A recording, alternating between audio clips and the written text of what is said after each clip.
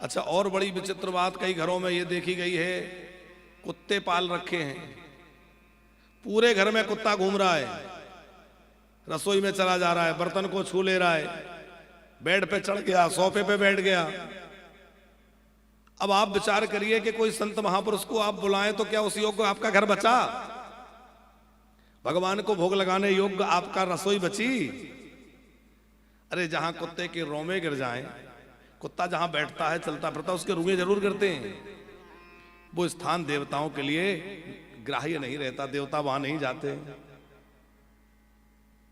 अब आजकल पशु प्रेमी लोग कहेंगे अरे महाराज जी वो तो जीव तो जीव है, आप किसी प्राणी से द्रोह कर। अरे प्राणी तो सब है, सुअर भी प्राणी है कि नहीं है?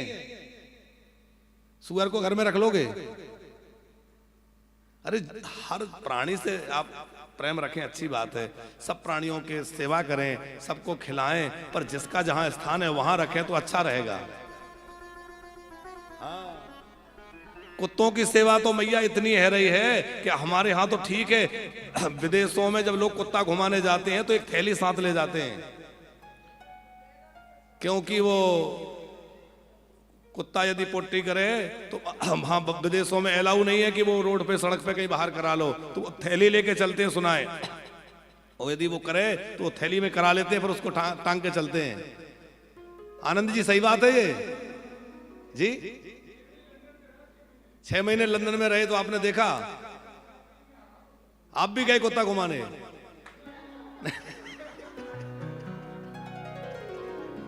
अच्छा, देखा आपने, बड़ा आनंद है। देखो, लोगों को गोबर में बास आती है और कुत्ते के में नहीं, वो अच्छा लगा।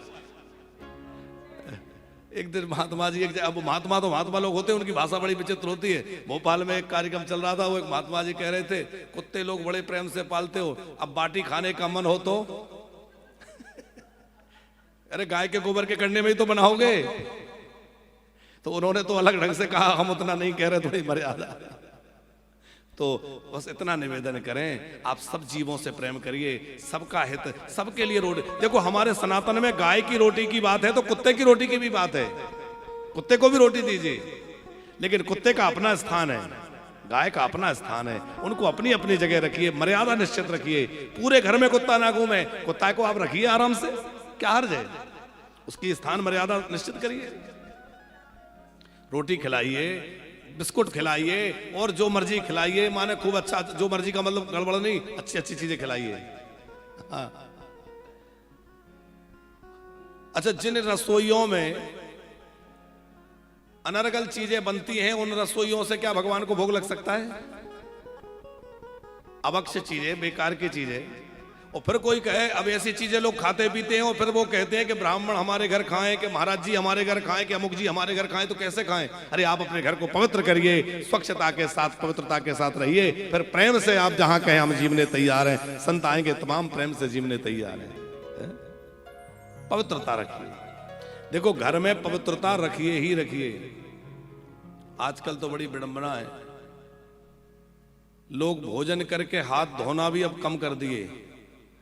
हमने देखा लोग भोजन करके हाथ धोते कम है, अब कभी कभी ऐसे कहीं जाते हैं हम लोग, रास्ते में होते हैं, होटल में पहुंच गए, वहां हम देखे कि लोग हाथ धोने का सिस्टम ही नहीं, भोजन करके पेपर रखा उससे पहुंच लो। हमने सुना विदेशों में तो और बड़ी हालत खराब है,